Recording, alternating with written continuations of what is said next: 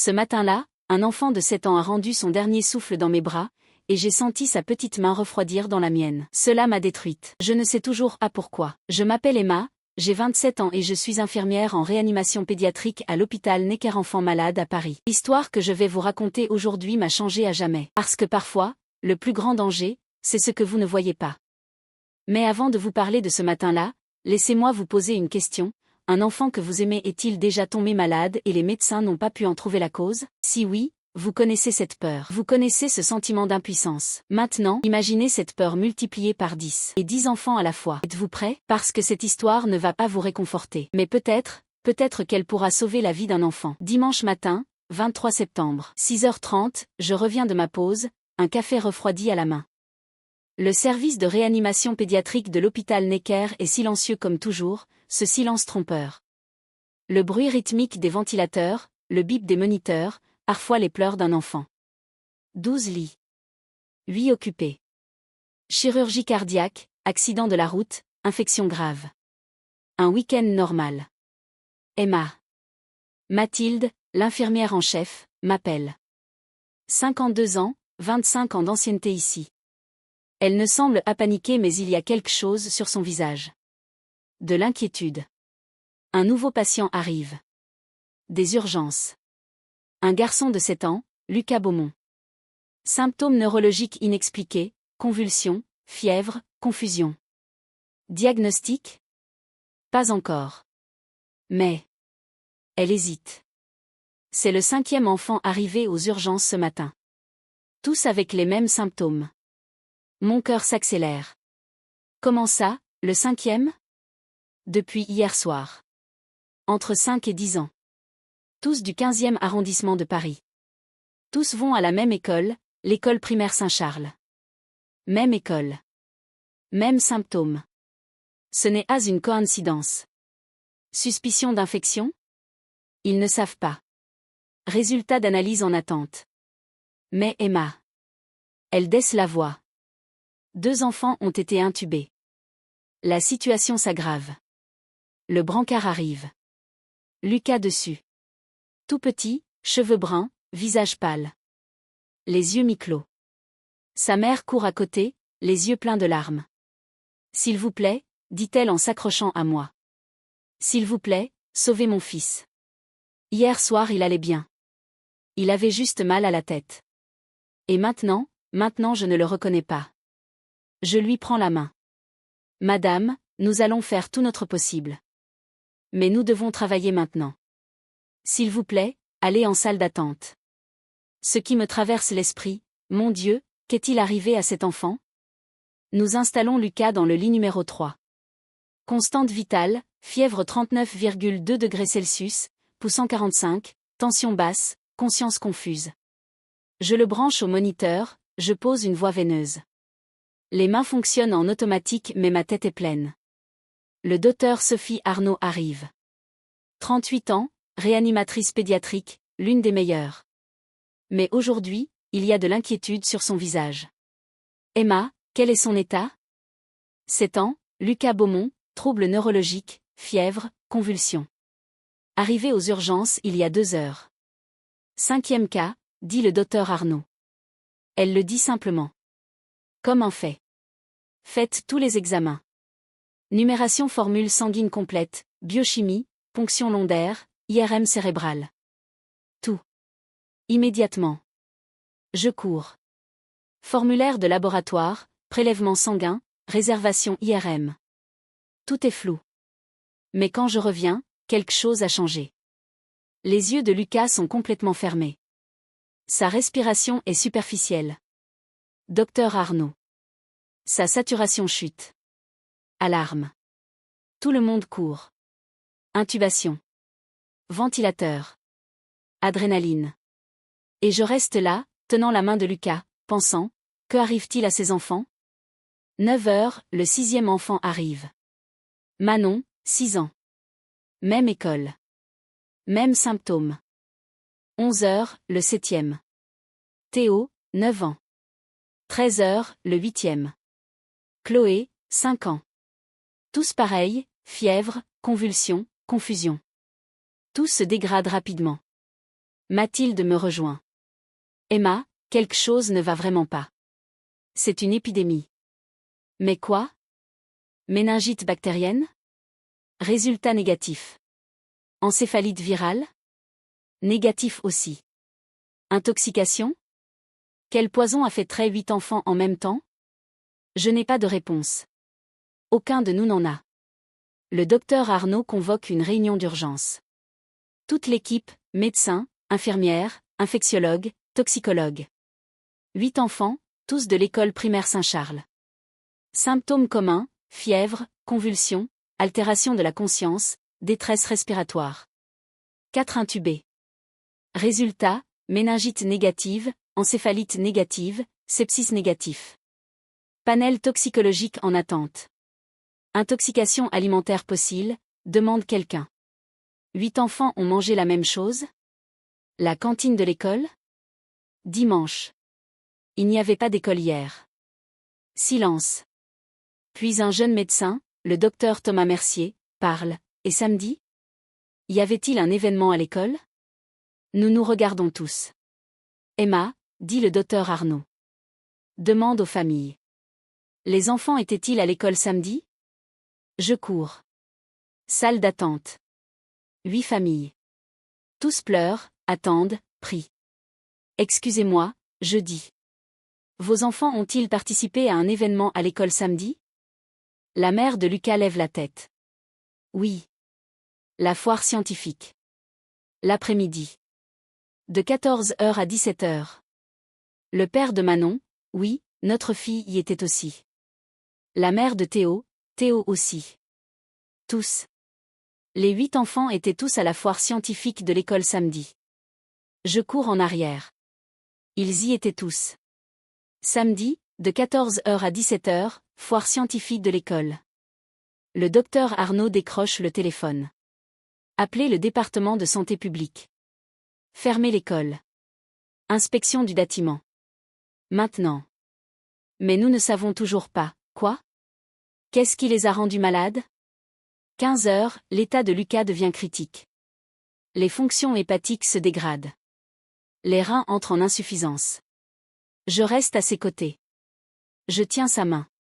Si petite, si fragile. Lucas, je murmure. Hâte-toi. S'il te plaît, bats-toi. Ta maman est dehors, elle t'attend. Mais Lucas n'entend pas. Sa conscience s'en va. Mathilde me rejoint. Elle a les larmes aux yeux. 25 ans ici mais elle n'a jamais rien vu de tel. Emma, nous perdons ses enfants. Et nous ne savons pas pourquoi. Et c'est à ce moment-là que le pouls de Lucas chute. Alarme. Code bleu. Lit numéro 3. Je cours. Massage cardiaque. Défibrillateur. Adrénaline. 1 minute. 2 minutes. Toujours pas de rythme. 3 minutes. 4 minutes. Je regarde le visage du docteur Arnaud. Et je vois cette expression. La décision d'abandonner. Non, je crie. N'abandonnez pas. Il n'a que 7 ans. Nous continuons. 5 minutes. 6 minutes. Et puis, un rythme. Faible mais présent. Il est revenu. Je respire. Tout le monde respire. Mais nous savons, c'est temporaire. Si nous ne trouvons pas la cause, nous perdrons Lucas.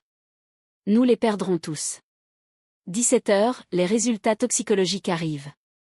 Le visage du docteur Arnaud devient blanc comme neige dès qu'elle les lit. Quoi? Je demande. Plomb. Les niveaux de plomb sanguin sont dangereusement élevés. Tous. Les 8 enfants. Intoxication sévère au plomb. Intoxication au plomb. D'où? Je demande. Comment? Nous ne savons pas. Mais nous devons commencer un traitement de chélation d'urgence. Immédiatement. Nous courons. Médicaments, perfusion 4, surveillance. Nous essayons d'éliminer le plomb de leur corps. Mais une question tourne dans ma tête, comment 8 enfants ont-ils été exposés au plomb en même temps? 19 h, l'équipe de santé publique arrive. Ils ont inspecté l'école. Nous avons trouvé, dit le responsable. Vieille peinture.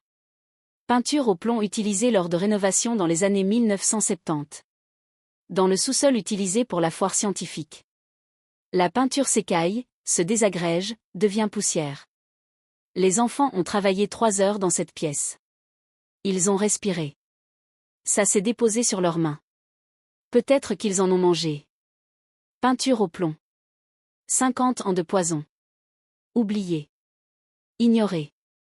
Et maintenant 8 enfants sont en train de mourir. Les autres enfants de l'école, je demande. Ils sont testés. Mais ces 8 enfants sont ceux qui sont restés le plus longtemps dans cette pièce. Les plus exposés. 22 heures, Lucas est toujours critique. Le traitement de chélation continue mais pas assez vite. Sa mère veut entrer. Je la laisse faire. Elle s'assoit près de son fils. Tient sa main. Caresse ses cheveux. Mon petit, dit-elle. Maman est là. Je t'aime. Hâte-toi. Et je regarde. Impuissante. En colère contre l'administration scolaire, comment ont-ils pu ignorer cela? Je ne peux pas m'empêcher d'être en colère. Parce que cet enfant peut mourir. Ils peuvent tous mourir. Et moi, je ne pourrai peut-être pas les sauver. Mathilde touche mon épaule. Emma, repose-toi. Ton service est fini. Rentre chez toi. Je ne peux pas. Emma. Je ne peux pas Mathilde. Ces enfants meurent et je dois être ici. Sa voix s'adoucit. Emma, tu es humaine. Tu as besoin de repos. Sinon tu vas craquer toi aussi. Mais comment me reposer? Comment rentrer chez moi et dormir pendant que Lucas et les autres enfants meurent ici? Avez-vous déjà entendu parler de quelque chose comme ça? Des enfants exposés à du poison sans le savoir? Si l'école de votre enfant est dans un vieux bâtiment, l'avez-vous fait vérifier? Partagez dans les commentaires. Parce que cette histoire n'est pas de la fiction. L'intoxication au plomb est réelle. Et ça arrive encore. Et si vous voulez savoir comment l'histoire de Lucas se termine, et surtout comment j'ai survécu cette nuit-là, abonnez-vous maintenant. Parce que ce qui vient ensuite, personne ne s'y attend. 23h30, je ne rentre pas chez moi. Je ne peux pas. Je suis assise à la cafétéria, un café froid devant moi. Le téléphone sonne. Maman. Emma, chérie, comment vas-tu? Je vais bien maman. Mensonge. Ma voix se brise. Emma, tu pleures? Qu'est-ce qui s'est passé? Je ne peux pas lui dire. Comment expliquer? 8 enfants meurent et je suis impuissante. Juste une journée difficile maman. On parlera demain d'accord? Emma, demain. Je te le promets. Je raccroche. Je prends ma tête dans mes mains. Emma, je lève la tête. Le docteur Mercier. Le jeune médecin. Il a l'air fatigué aussi. Je peux m'asseoir? Bien sûr. Il s'assoit. Silence. Puis, ce n'est pas la première fois, n'est-ce pas? Risquer de perdre autant d'enfants en même temps? Non, pour moi non plus. À la fac de médecine, ils ne nous préparent pas à ça. Ils nous apprennent à gérer la mort mais autant à la fois, nous ne les avons pas encore perdus, je dis, en essayant de me convaincre. Non, mais soyons réalistes Emma. Intoxication au plomb à ce stade avancé? Les statistiques ne sont pas bonnes. Les statistiques ne sont pas tout. Je sais, mais, il hésite. J'ai peur Emma. Je l'admets. J'ai peur. Je le regarde. Un jeune médecin. Peut-être 30 ans. Il y a de la peur dans ses yeux. Une peur honnête. J'ai peur aussi, je dis. Et nous nous regardons. 2 soignants. 2 humains. Effrayés. Épuisés. Mais toujours en train de se battre. Parce que nous ne pouvons rien faire d'autre. Voir ces enfants dans cet état me ronge encore plus. Nous ne pouvons laisser aucun d'entre eux mourir mais nous, les soignants, sommes aussi épuisés et très fatigués. 2 heures, je retourne au lit numéro 3. Lucas est toujours critique. Mais quelque chose a changé. Chloé, la petite fille de 5 ans, s'est réveillée. Sa conscience est revenue. Maman, murmure-t-elle. Je cours vers elle. Chloé, tu m'entends? Où est maman? Elle arrive bientôt. Mais maintenant regarde-moi. Comment te sens-tu? J'ai mal à la tête. Et j'ai la nausée. Symptômes normaux. Bons symptômes. Conscience présente. J'appelle le docteur Arnaud. Elle vient, examine. Elle répond, dit-elle. La chélation fonctionne. Emma, c'est une lueur d'espoir. Espoir. Pour la première fois cette nuit, je ressens de l'espoir. Si Chloé guérit, peut-être que les autres peuvent guérir aussi. Peut-être Lucas aussi. Mais alors, une alarme retentit au lit numéro 7. Théo, 9 ans. Rythme cardiaque irrégulier. Je cours. Le docteur Arnaud court. Tout le monde court. Mais cette fois nous n'y arrivons pas. Les doigts de Théo se sont crispés une dernière fois, une larme a coulé de ses yeux et moi, je tenais sa main mais je n'ai pas pu retenir son âme. Le cœur de Théo s'arrête. Massage, défibrillateur, adrénaline. 1 minute, 2 minutes, 5 minutes, 10 minutes. Notez l'heure, dit le docteur Arnaud, d'un ton triste. 2h34. Théo est mort. Tout le monde se regarde, les yeux tristes et pleins. Un enfant de 9 ans est mort. Et moi, je n'ai pas pu le sauver. Je me tiens dans le couloir, adossé au mur. Je ne pleure pas. Je ne peux pas pleurer. Je reste juste là. Mathilde vient, me prend dans ses bras. Ce n'est pas ta faute, dit-elle. Mais ce n'est pas ce que je ressens. Ce que je ressens, j'ai échoué. Je n'étais pas assez rapide. Je n'étais pas assez bonne. Emma, écoute-moi, dit Mathilde, me regardant dans les yeux. Tu as tout fait. Nous avons tous tout fait. Mais parfois ce n'est pas suffisant. Parfois la médecine ne suffit pas. Et c'est la chose la plus difficile à accepter. Mais il n'avait que 9 ans Mathilde. 9 ans. Je sais.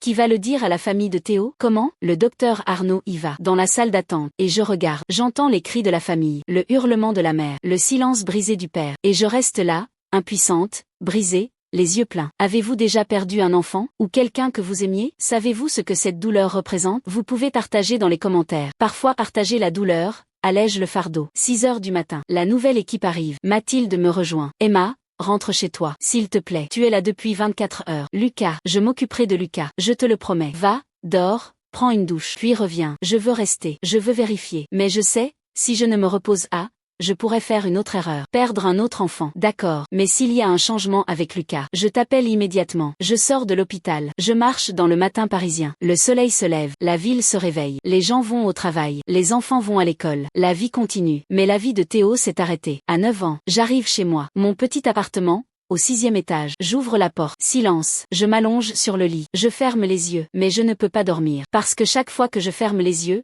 je vois Théo, je vois Lucas, je vois tous les enfants. Le téléphone sonne. Mathilde, mon cœur s'arrête. Qu'est-ce qui s'est passé? Emma, sa voix est différente. Lucas s'est réveillé. Sa conscience est revenue. Il répond. Vraiment? Oui. Et Emma, 6 des 7 enfants sont maintenant stables. La chélation fonctionne. Nous les sauvons. Je pleure. Enfin je pleure. Je me sens soulagée. C'est ce que je voulais entendre depuis la nuit. Je ne pouvais pas perdre un autre enfant. Et Théo? Silence. Nous avons perdu Théo, Emma. Mais nous sauvons les autres. Tu les sauves. Mais Théo? Voilà, c'est ça. C'est la partie la plus douloureuse d'être infirmière. Parfois vous gagnez. Parfois vous perdez. Et quand vous perdez, une partie de vous s'en va aussi. Mais cette histoire n'est pas finie. Parce que le lendemain, quelque chose va se passer. Quelque chose qui va tout changer. Si vous êtes curieux, et je suis sûre que vous l'êtes. Est-ce que c'était juste un accident? Ou y a-t-il plus? Transition vers épisode 3. 3 heures de sommeil. Ou plutôt, j'ai essayé de dormir. J'ai fermé les yeux et j'ai vu le visage de Théo. Mais cette fois il était vivant, il souriait, debout dans les buts. Puis lentement son visage halissait, ses yeux se fermaient et moi, je criais mais aucun son ne sortait. Pendant 3 heures cette boucle s'est répétée. Pas du sommeil, de la torture. Un enfant de 9 ans. Il jouait au football. Il était gardien de but. Aucun but ne passera, disait-il à ses amis. Mais nous n'avons pas arrêté la mort. Je ne l'ai pas arrêté. C'était si dur, c'était différent. Sa famille avait besoin de lui. Je ne peux pas penser à la situation de sa famille maintenant. 14 heures, le téléphone sonne. Mathilde. Emma, tu peux revenir? Les médias sont devant l'hôpital. Ils posent des questions. Et il y a autre chose. Quoi? Tu comprendras en venant. Je me prépare rapidement. Je sors de chez moi et je prends le métro. 20 minutes plus tard je suis devant l'hôpital Necker. Et Mathilde avait raison. Les médias sont là. Caméra, micro. Journaliste, infirmière. Combien d'enfants sont morts? L'intoxication au plomb est-elle confirmée? L'école est-elle responsable? Je passe la tête d'essai. Je ne réponds pas. Je ne peux pas. Mais il continue à poser des questions. Il crie et une voix en moi crie aussi. Oui, l'école est responsable. Un enfant est mort. J'entre. Mathilde m'attend. Il y a une femme avec elle. La quarantaine, tailleur, visage sérieux. Emma, voici Maître Dubois, avocate. Elle représente la famille de Théo. L'avocate me tend la main. Mademoiselle Rousseau, je dois vous parler. De moi? Pourquoi? Parce que vous étiez là cette nuit-là. Vous vous êtes occupé de Théo. Votre témoignage est nécessaire. Mon cœur s'accélère. Témoignage? C'est un procès? Oui. Contre l'école primaire Saint-Charles. Négligence, mise en danger, mise en péril de la sécurité des enfants. La famille de Théo tient l'école responsable. Je la regarde. Puis Mathilde. Je ne suis qu'une infirmière. Je dis. J'ai juste fait mon travail. Emma, dit Maître Dubois doucement. Vous êtes infirmière? Oui. Mais vous êtes aussi témoin. Et si l'école était vraiment négligente? S'ils connaissaient le danger du plomb et ont quand même mis les enfants dans cette pièce, nous devons porter ça devant la justice. Mais je ne veux pas être impliqué dans des procédures judiciaires. Personne ne le veut. Mais parfois, faire ce qui est juste n'est pas faire ce qui est facile. Faire ce qui est juste, faire ce qui est facile. Toute ma vie j'ai été forcée de choisir entre les deux. Je vais y réfléchir. Je dis. Maître Dubois me tend sa carte. Appelez-moi dans les 48 heures s'il vous plaît. Le temps est important. Elle part. Je reste seule avec Mathilde. Qu'en penses-tu? Je demande. Mathilde soupire. Emma, je suis ici depuis 25 ans. J'ai vu des milliers de cas. Mais celui-ci, c'est différent. Parce qu'un enfant est mort et quelqu'un est responsable. Si l'école savait et est restée silencieuse, ce n'est pas seulement de la négligence. C'est un meurtre. Meurtre. Le mot reste suspendu dans l'air. Et toi, à ma place, tu ferais quoi? Je parlerais. Parce que Théo ne peut plus parler. Mais moi, je suis sur le point de prendre ma retraite Emma. Ta carrière vient de commencer. S'impliquer dans ce genre de procès, ça peut affecter ta vie professionnelle. Ma vie professionnelle, ma carrière, mon avenir. Et l'avenir de Théo, il n'en a plus. Avez-vous déjà été confronté à un dilemme? Faire ce qui est juste ou ce qui est sûr? Si vous étiez Emma, que feriez-vous? Dites-le dans les commentaires. Parce que parfois les décisions les plus difficiles sont les plus importantes.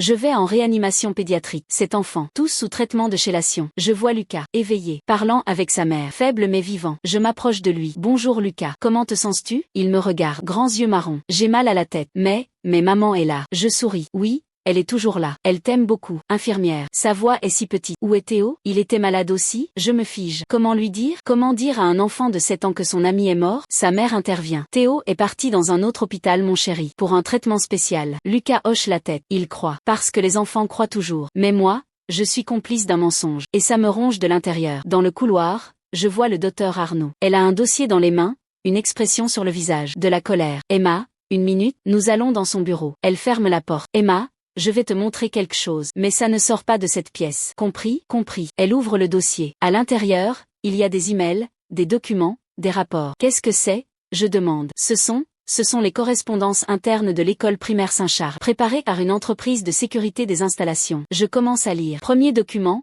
rapport de sécurité des installations, 15 juin 2025. Peinture à base de plomb détectée au sous-sol. Niveau de concentration 47 fois supérieur aux limites acceptables. Rénovation urgente nécessaire. L'accès des enfants à cette zone doit être interdit. Mon cœur s'arrête. 15 juin. Il y a 3 mois. L'école connaissait ce danger il y a 3 mois. Continue, dit le docteur Arnaud. Deuxième document, email, du directeur de l'école Bernard Lacroix au directeur de l'éducation du district. 22 juin. Le coût de rénovation est estimé à 150 000 €. Notre budget est insuffisant. Nous recherchons des solutions alternatives. En attendant, nous avons limité l'utilisation du sous-sol. Limité, pas interdit. Limité. Troisième document, email, du directeur de l'école aux enseignants, 12 septembre. Le sous-sol sera utilisé pour la foire scientifique le 21 septembre. Les élèves y prépareront leur projet. Veuillez assurer la supervision. Je n'arrive pas à croire ce que je lis. Ils savaient, je dis. Ils connaissaient le danger et ont quand même mis les enfants dans cette pièce. Oui, dit le docteur Arnaud. Ils savaient. Et un enfant est mort. Où avez-vous trouvé ça? Un enseignant les a donnés. Anonymement. Sa conscience le rongeait. Emma,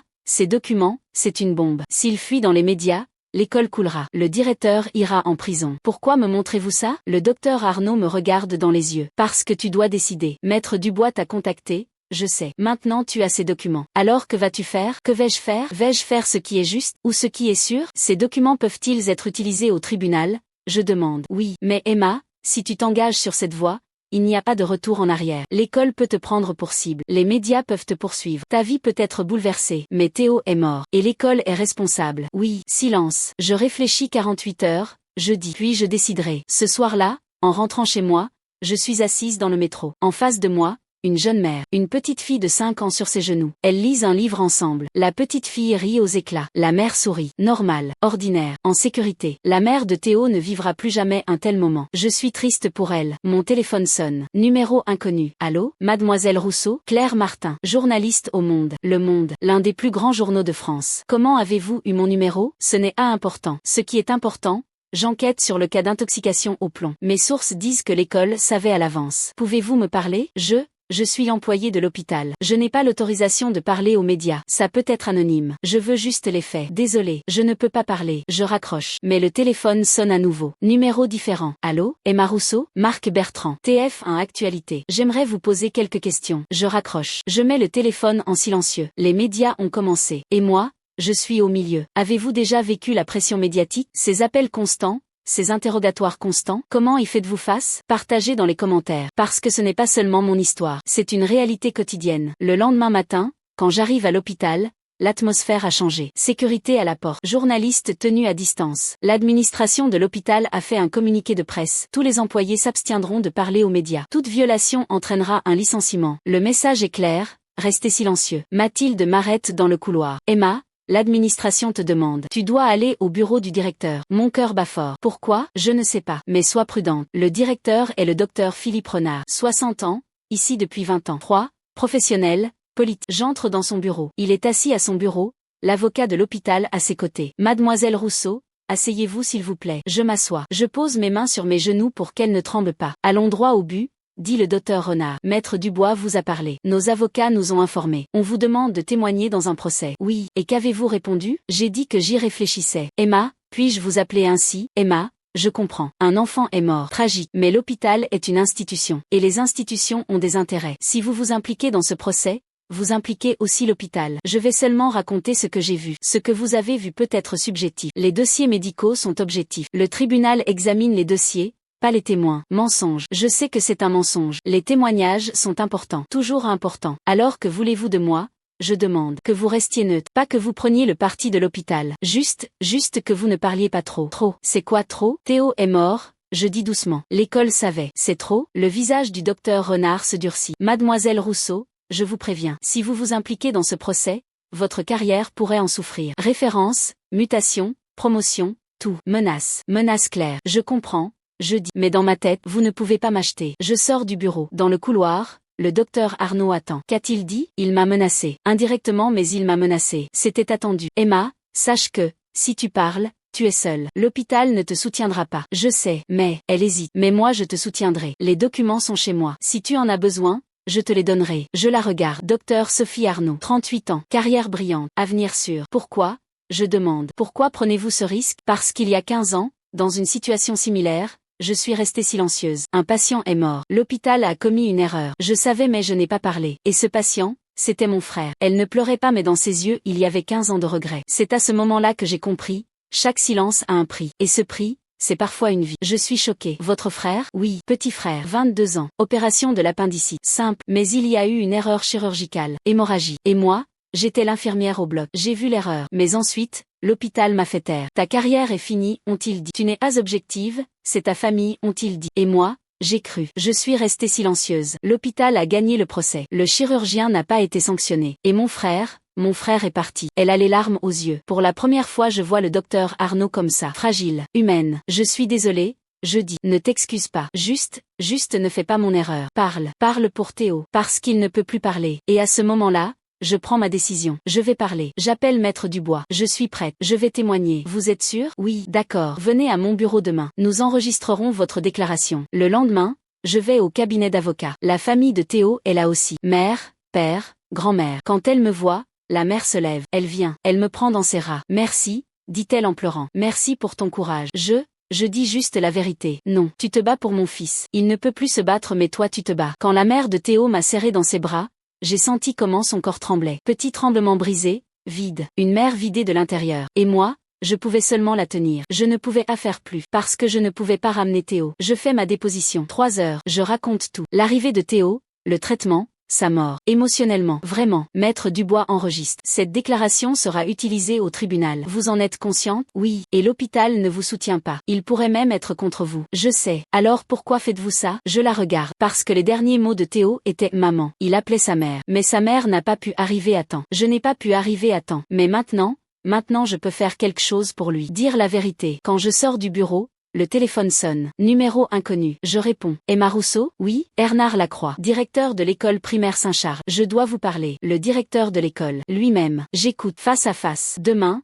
18 h. À l'école. S'il vous plaît venez. Je peux expliquer. Expliquer quoi? Vous connaissiez le danger du plomb il y a 3 mois et vous avez quand même mis les enfants dans cette pièce. Quelle explication? Venez et vous saurez. Si vous avez le courage. Il raccroche. Je suis très curieuse de connaître la vérité. J'envoie un message à Mathilde.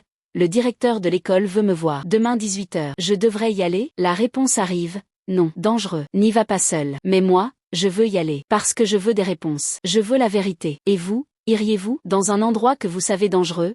Mais pour des réponses? Dites-le dans les commentaires. Parce que parfois les réponses sont plus importantes que la sécurité. Le lendemain soir, 17h45. Je suis devant l'école primaire Saint-Charles. Vieux bâtiment. Architecture du 19e siècle. Maintenant vide. Fermé. Ruban de danger partout. La porte est entrouverte. Jante. Couloir sombre. Seules les lumières d'urgence sont allumées. Allô? J'appelle. Bernard Lacroix. Des pas. Un homme sort de l'ombre. La cinquantaine. Visage fatigué. Cheveux grisonnants. Emma Rousseau. Vous êtes venue. Je suis venue. Maintenant parlez. Pourquoi avez-vous mis les enfants dans cette pièce? Il s'assoit. Prend sa tête dans ses mains. Parce que nous n'avions pas d'argent. 150 000 € pour la rénovation. Budget refusé. Le district a dit non prioritaire. Alors j'ai pensé J'ai pensé qu'on pouvait l'utiliser encore une fois. Si on faisait attention. Courte durée. 3 heures. Qu'est-ce qui pourrait arriver? Un enfant est mort. Voilà ce qui est arrivé. Je sais. Il crie. Je sais. Chaque nuit je vois Théo. Chaque nuit. Mais vous ne comprenez pas. Le système est effondré. Les écoles n'ont pas d'argent. Les bâtiments pourrissent. Ils attendent des miracles de nous. Mais vous saviez. Il y avait un rapport. Vous connaissiez le danger. Et qu'est-ce que je pouvais faire? Si je fermais la pièce, où est-ce que je mettrais les enfants? 800 élèves,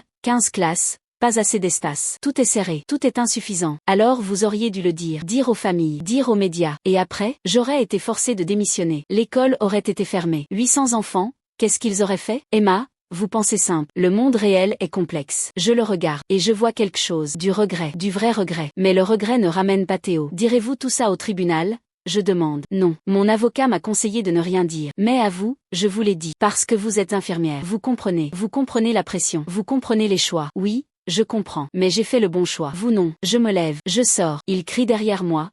Emma, s'il vous plaît, ne le dites pas au tribunal. Ma vie sera détruite. Je me retourne. La vie de Théo est déjà détruite. Il avait 9 ans. Je franchis la porte. Et juste à ce moment-là, un flash d'appareil photo éclate. Des journalistes, partout. Emma Rousseau, vous avez rencontré le directeur de l'école? De quoi avez-vous parlé? L'école a-t-elle admis sa culpabilité? Je suis choquée. Comment avez-vous su que j'étais ici? Un journaliste sourit. Nous avons nos sources. Emma, allez-vous parler? Voulez-vous raconter votre histoire? Mon histoire. Mon histoire? Non. C'est l'histoire de Théo. Je dis. Et Théo ne peut plus parler. Mais le tribunal parlera. La justice parlera. Je m'éloigne. Les caméras me suivent mais je m'en fiche. Parce que maintenant la vraie bataille commence. Et c'est à ce moment-là que tout a changé. Les médias étaient en marche. Le public apprenait. Et moi, je ne pouvais plus faire marche arrière. Le jour du procès est arrivé. Et moi, je vais tout raconter. Mais quelqu'un va essayer de m'arrêter. Qui? Abonnez-vous et découvrez. Parce que cette histoire va vous choquer. Le jour du procès est arrivé. Et je n'ai jamais eu aussi peur. J'étais très anxieuse,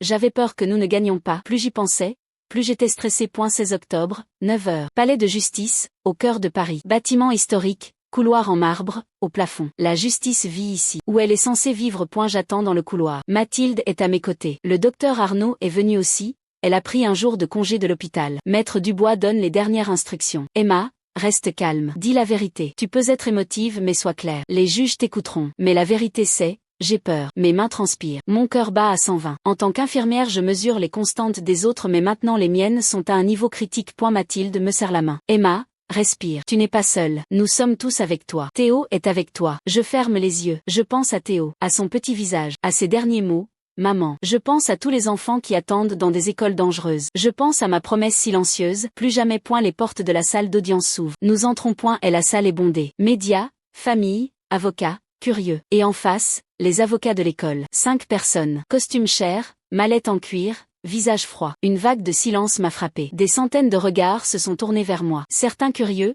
certains soutenants, certains en colère. Et j'ai marché. À chaque case une voix en moi fait demi-tour. Mais mes pieds ont avancé. Parce que pour Théo, je ne pouvais pas faire demi-tour. J'y vois des visages familiers dans la foule. Des parents que j'ai rencontrés à l'hôpital. Lucas est là avec sa mère, assis au 3e rang. Il me fait un petit signe de la main. Je lui souris. Ce petit garçon qui était presque mort il y a 3 semaines, maintenant vivant, en bonne santé. C'est pour lui aussi que je suis ici. Bernard Lacroix, le directeur de l'école, est assis tout au fond, les yeux baissés. Il ne me regarde pas. Ses mains tremblent légèrement. Je remarque qu'il a vieilli en quelques semaines. Le poids de la culpabilité est visible sur son visage. Et la famille de Théo est au premier rang. Mère, père, grand-mère. Les yeux de la mère sont rouges vifs. Combien de nuits a-t-elle pleuré? Combien de nuits a-t-elle regardé le lit vide? Elle porte un pull bleu, la couleur préférée de Théo. J'apprends plus tard. Elle tient une photo de lui contre sa poitrine. Un petit garçon souriant, en tenue de football. Numéro 9.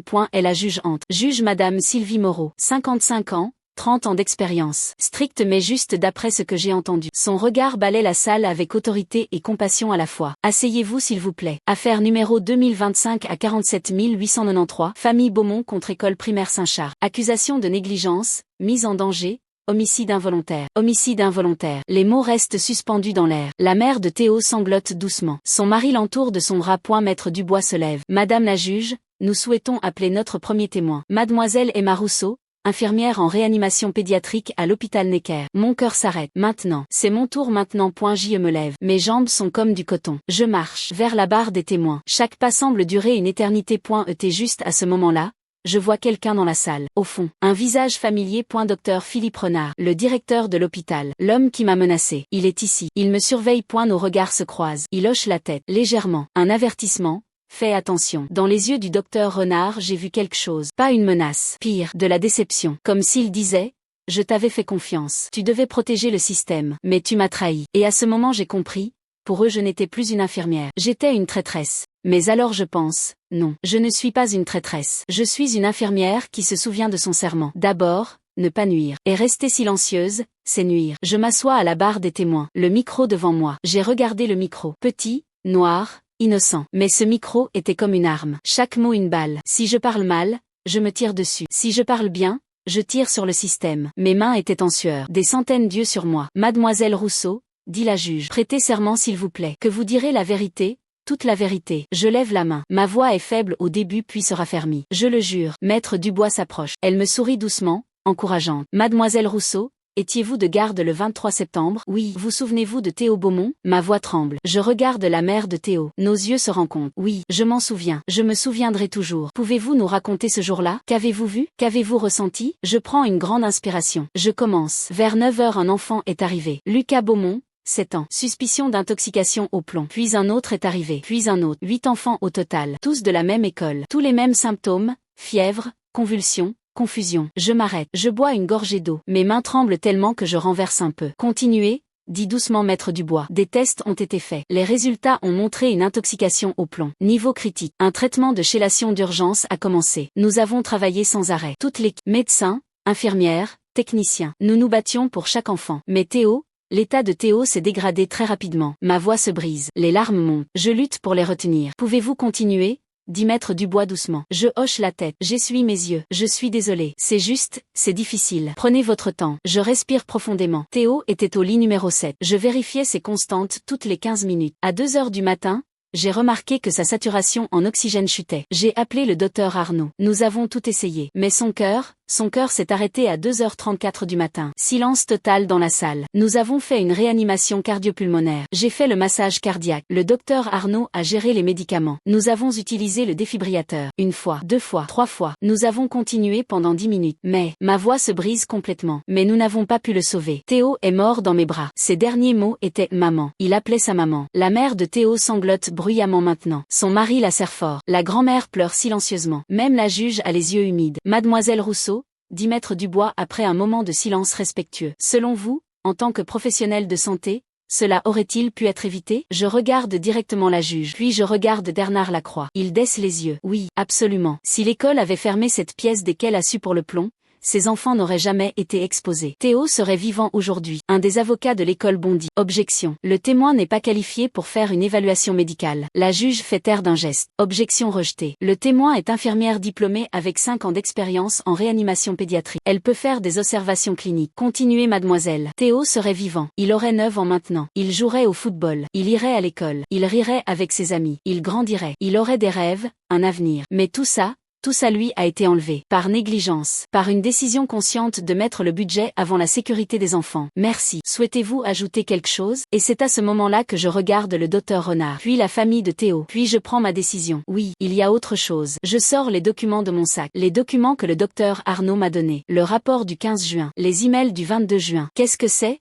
Demande Maître Dubois, bien qu'elle le sache déjà. Ce sont les documents internes de l'école primaire Saint-Charles. L'école connaissait le danger du plomb il y a 3 mois. Il y a un rapport complet d'inspection. Il y a des emails entre le directeur et les autorités éducatives. Mais ils sont restés silencieux. La rénovation coûtait 150 000 €. Trop cher selon eux. Alors ils ont pris un risque calculé, avec la vie des enfants. Choc dans la salle. Murmure. Les journalistes prennent des notes frénétiquement. Les caméras flashent. Les avocats de l'école bondissent tous les 5 en même temps. Objection. D'où viennent ces documents? Sont-ils légaux? Comment ont-ils été obtenus? La juge lève la main pour le silence. Elle examine les documents attentivement. D'où les avez-vous obtenus? Une source me les a donnés. Une source qui travaille dans l'école. Quelqu'un dont la conscience ne pouvait plus supporter le silence. Les documents sont authentiques. Chaque email, chaque rapport, tout peut être vérifié. Objection acceptée pour le moment. Ces documents sont hors dossier jusqu'à vérification de leur authenticité. Mais le procureur les examinera immédiatement. Mais c'est déjà trop tard. Les médias ont entendu. Le public a entendu. La vérité est sortie. Je vois Bernard Lacroix qui devient pâle. Ses avocats chuchotent furieusement entre eux. L'avocat de la partie adverse, Maître Fontaine, se lève. Froide, calculatrice, dangereuse. Elle ajuste ses lunettes et s'approche de moi comme un prédateur. Mademoiselle Rousseau, vous êtes infirmière, c'est exact. Oui, pas médecin, pas ingénieur, pas expert en sécurité des bâtiments, pas toxicologue. Non, donc vous n'avez pas la compétence technique pour faire une évaluation scientifique du danger du plomb, n'est-ce pas? Je n'ai pas besoin d'être toxicologue pour voir qu'un enfant meurt d'intoxication au plomb. Je vois les conséquences. C'est ma compétence. Opinion émotionnelle, pas fait scientifique. Elle marque une pause dramatique. Dites-moi, mademoiselle Rousseau, combien de décès d'enfants étiez-vous directement responsable cette nuit-là? La salle retient son souffle. Je suis choquée. Quoi? Question simple. Théo Beaumont est mort. Pendant votre garde. Sous votre responsabilité directe. N'est-il pas possible que ce ne soit pas l'école qui soit en faute? Mais vous, que vous n'ayez pas été à la hauteur professionnellement? Mon cœur bat si fort que je l'entends dans mes oreilles. C'est un piège vicieux. Elle essaie de me briser, de déplacer la culpabilité. J'ai fait tout ce qui était humainement possible. Mais tout ce qui était humainement possible n'était pas suffisant. N'est-ce pas? Parce que Théo Beaumont est mort. Sur votre garde. Dans votre service. Objection. Maître Dubois bondit, furieuse. Attaque personnelle contre le témoin. La mort de Théo Beaumont est due à une intoxication sévère au plomb, pas à une quelconque négligence infirmière. Les dossiers médicaux le prouvent. Juge. Objection acceptée. Maître Fontaine, vous dépassez les limites. Respectez le témoin ou je vous retire la parole. Mais le mal est fait. Je vois certains jurés qui me regardent différemment. La graine du doute est plantée. C'est exactement ce qu'elle voulait. Maître Fontaine change de tactique, satisfaite. Mademoiselle, avez-vous parlé aux médias durant cette affaire? Non, je n'ai pas parlé. Vraiment? Permettez-moi de vous rafraîchir la mémoire. Le Monde, TF1, France Info, BFM, vous n'avez parlé à aucun de ces organes de presse. Je n'ai donné aucune interview. Quand ils m'ont contacté, j'ai dit pas de commentaires, point. Mais le 25 septembre, devant l'hôpital Necker, devant une dizaine de caméras de télévision, vous avez fait une déclaration publique, n'est-ce pas? Je sens le piège se refermer. J'ai seulement dit que la justice parlera. La justice parlera. Ce sont vos mots exacts. Devant les caméras. Devant la France entière. Ce n'est pas un commentaire piégé. Techniquement, elle a raison. C'était spontané. J'étais bouleversée. Spontané ou calculé? Mademoiselle Rousseau, n'est-il pas vrai que vous avez transformé cette tragédie en une croisade personnelle contre l'école? Non, c'est faux. Vraiment, vous n'avez pas contacté les médias. Vous n'avez pas cherché l'attention. Mais d'une manière ou d'une autre, vous êtes devenu le visage de cette affaire. La courageuse infirmière. La lanceuse d'alerte. N'est-ce pas vrai? Je suis furieuse maintenant. Un enfant de 9 ans est mort. C'est de ça qu'il s'agit. Pas de moi. De Théo. Passionnée. Émotive. Compréhensible. Maître Fontaine se tourne vers les jurés. Mademoiselle Rousseau, vous êtes une jeune femme émotive et compatissante. Je ne remets pas ça en question. Un enfant est mort, c'est une tragédie absolue. Mais les émotions, aussi légitimes soient-elles, ne changent pas les faits. Elle revient vers moi. Et le fait est, l'école a commis une erreur de jugement, oui. Mais des milliers d'écoles en France ne respectent pas toutes les normes de sécurité. Pourquoi? Parce que le système est défaillant. Les budgets sont insuffisants. Les bâtiments sont vieux. Vous devriez accuser le gouvernement, le système éducatif, pas une école qui faisait de son mieux avec des moyens limités. Le directeur savait. Il a eu 3 mois pour agir. Il a choisi de ne rien faire. Il a choisi de garder l'école ouverte, de continuer à éduquer 800 enfants. Des choix difficiles dans un système impossible. Des choix qui ont tué Théo. Maître Fontaine me regarde longuement. Vous n'étiez pas là quand ces décisions ont été prises. Vous ne connaissez pas les pressions, les contraintes, les dilemmes impossibles. C'est facile de juger après coup. Plus difficile de comprendre. Et juste à ce moment-là, une voix s'élève du fond de la salle. Fort clair. J'étais là. Et je peux témoigner. Tout le monde se retourne. Une femme se lève. La quarantaine, vêtements simples, visage marqué par les larmes mais déterminé. Juge, qui êtes-vous? Êtes-vous témoin officiel? La femme s'avance dans l'allée centrale. Je suis Claire Petit, enseignante à l'école primaire Saint-Charles depuis 15 ans. Et je suis celle qui a envoyé le rapport de sécurité au docteur Arnaud. La source anonyme. Choc absolu dans la salle. Murmure, exclamation. Les caméras se tournent vers elle. Bernard Lacroix devient livide. Claire, non. Je suis celle qui a donné les documents à Emma. Parce que je ne pouvais plus vivre avec ce secret. Mais je ne peux plus rester anonyme. Ma conscience ne me le permet plus. Juge, maître Dubois, ce témoin est-il sur votre liste officielle? Non madame la juge. Mais je demande qu'elle soit entendue. C'est manifestement un témoignage crucial. Objection, crie un des avocats de l'école. Objection rejetée, dit fermement la juge. Si ce témoin a des informations pertinentes, elle sera entendue. Madame Petit, approchez de la barre. Claire Petit à sa côté de moi. Nos mains se touchent brièvement. Elle prend ma place. Mes mains tremblent en descendant. Le fait que quelqu'un d'autre sorte de l'ombre pour dire la vérité m'a soulagée et effrayée à la fois. Claire prête serment. Sa voix est ferme mais je vois qu'elle tremble intérieurement. Madame Petit, commence maître Dubois. Que pouvez-vous nous dire sur les événements qui ont mené à la tragédie du 23 septembre? Claire respire profondément. Je suis enseignante dans cette école depuis 15 ans. J'aime mon métier, j'aime mes élèves, et je me bats avec ma conscience depuis 3 mois. Depuis le jour où j'ai participé à une réunion qui a changé ma vie. Quelle réunion? Le 15 juin 2025. Le directeur, Bernard Lacroix, a convoqué tous les enseignants. Il nous a montré un rapport de sécurité. Inspection du bâtiment. Le sous-sol contenait des niveaux dangereux de plomb, 47 fois supérieurs aux normes. Le rapport était clair, l'accès des enfants doit être strictement interdit. Point. Silence dans la salle. Tous les yeux sont rivés sur Claire. Le directeur nous a dit, le sous-sol est contaminé. Ne l'utilisez pas. Point final. Nous avons tous accepté. Nous pensions que le problème serait réglé. Mais le budget a été refusé par le district. 150 000 €. Jugé, non prioritaire. Point. Et ensuite, le 12 septembre,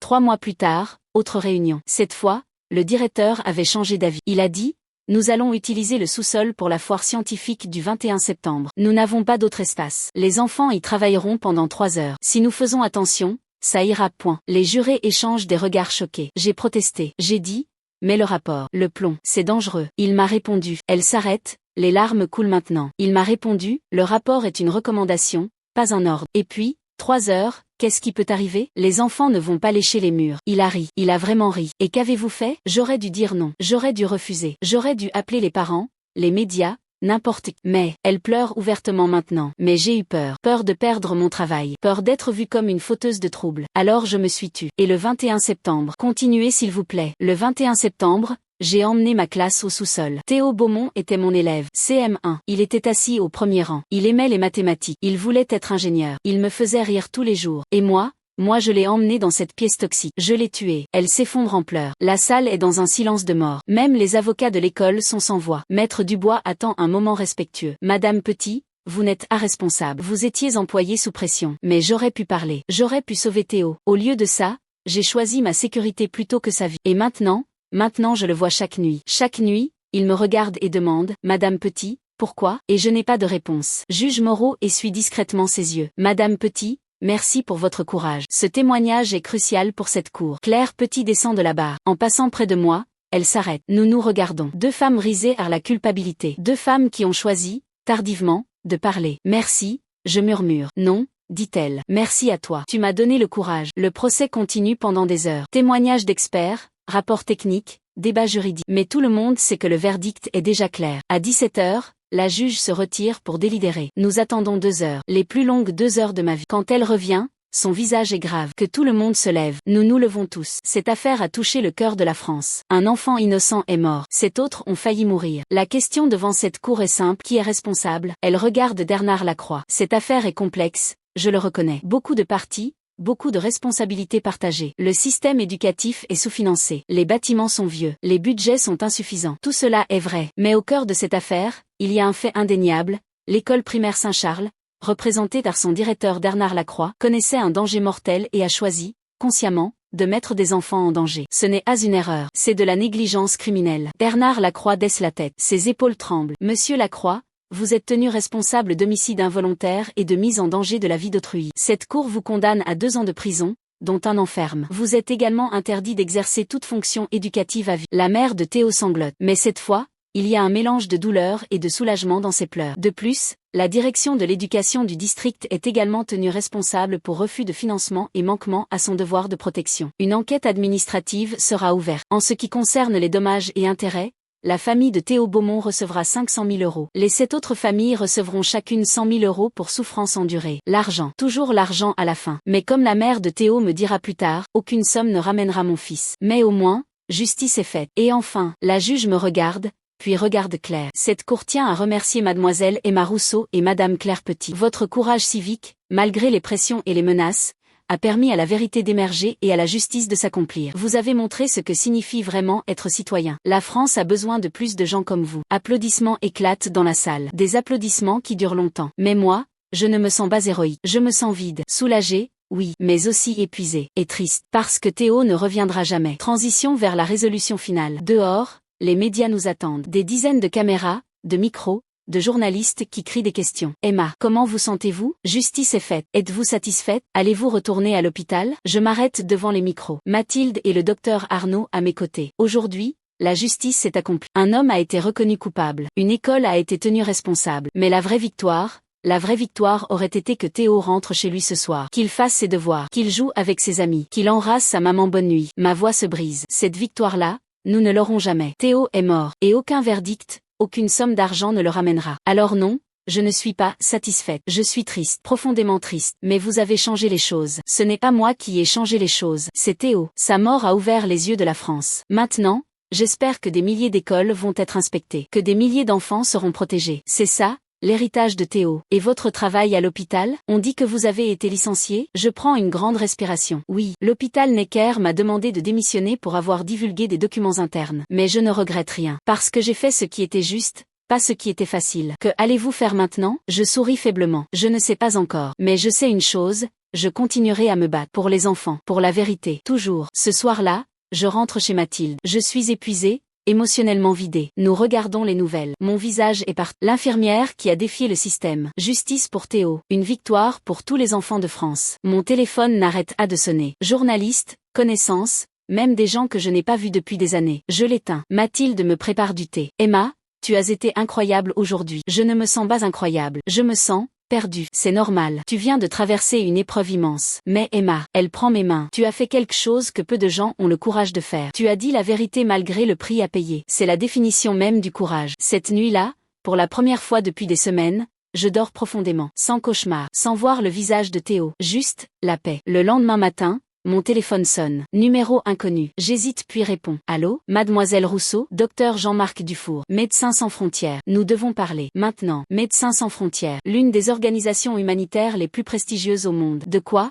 Je demande, confuse. Nous lançons une initiative en France, Toxic Schools Initiative. Nous avons identifié 847 écoles avec les mêmes dangers que Saint-Charles. Plomb, amiante, toxines. Des centaines de milliers d'enfants en danger. Et nous voulons que vous dirigiez ce projet. Je reste sans voix. Moi, mais je suis juste une infirmière. Non, Emma, vous n'êtes plus juste une infirmière. Vous êtes un symbole. La voix de Théo. La personne qui a osé affronter le système. C'est exactement ce dont nous avons besoin. Je ne sais pas si. Le salaire est le double de ce que vous gagnez à Necker. Contrat de 3 ans. Vous voyagerez dans toute la France, inspecterez les écoles, éduquerez les familles, ferez des campagnes médiatiques. Vous raconterez l'histoire de Théo partout. Et vous sauverez peut-être des milliers d'enfants. Des milliers d'enfants. L'héritage de Théo multiplié à l'infini. Quand commencez-vous? Je demande. C'est oui, pour Théo. Toujours pour Théo. Épilogue, 1 an plus tard. Aujourd'hui, janvier 2027. Je suis Emma, 28 ans, coordinatrice Europe pour Médecins sans frontières. Il y a 1 an, je pensais que ma carrière était terminée. Aujourd'hui, je dirige le plus grand projet de sécurité scolaire en Europe. Sur 847 écoles identifiées en France, 621 ont été nettoyées et certifiées sûres. 226 en cours. 0 nouvel incident. 0 décès. La loi Théo a été adoptée en janvier 2026. Elle exige l'inspection obligatoire de toutes les écoles construites avant 1990. Budget de 50 millions d'euros. Et maintenant, l'Union européenne envisage de l'étendre aux 27 pays membres. Lucas, maintenant 9 ans, l'âge qu'aurait Théo, est complètement guéri. Aucune séquelle. Il joue au football. Son numéro, le 9. Pour Théo. Claire Petit a démissionné de l'enseignement mais elle n'a pas quitté l'éducation. Elle est maintenant notre coordinatrice de formation. Elle forme des enseignants dans toute l'Europe. Comment reconnaître les dangers? Comment parler? Comment protéger? Le docteur Arnaud a pris sa retraite. Mais elle fait du bénévolat avec nous. Elle encadre de jeunes médecins. Parlez toujours, leur dit-elle. Un enfant d'Allemagne, quand je serai grand, je parlerai aussi. Comme Théo. L'héritage de Théo grandit chaque jour. Alors voici mon message final pour vous. Si cette histoire vous a touché, et je sais qu'elle l'a fait parce que vous êtes arrivé jusqu'ici, faites une chose. Parlez. Quand vous voyez quelque chose de mal, ne restez pas silencieux. Quand quelqu'un est en danger, agissez. Quand le système vous dit de vous taire, criez plus fort. Parce qu'un jour, votre voix pourrait sauver une vie. Ah comme Théo, qui nous a été enlevé trop tôt. Mais grâce à Théo, dont l'héritage protège maintenant des millions d'enfants. Si vous avez été touché par cette histoire, abonnez-vous pour plus d'histoires vraies qui changent le monde. Partagez pour que plus de gens entendent le message de Théo. Commentez #Théo pour la vie, racontez comment vous allez faire la différence. Et souvenez-vous cette vérité. Une infirmière n'abandonne jamais. Parce que chaque enfant compte. Chaque vie a une valeur infinie. Et le silence n'est jamais acceptable quand des vies sont en jeu. Je m'appelle Emma Rousseau. J'avais 27 ans quand Théo est mort dans mes bras. Aujourd'hui, j'ai 28 ans. Et je me bats pour que plus jamais un enfant ne meure comme Théo. C'était mon histoire. Notre histoire. L'histoire de Théo. Mais votre histoire commence maintenant. Que allez-vous faire de votre voix? Comment allez-vous honorer Théo? Allez-y, parlez. Battez-vous. Changez le monde. Pour Théo. Pour tous les enfants. Pour l'avenir. Au revoir. Et n'oubliez jamais, chaque fin est un nouveau commencement.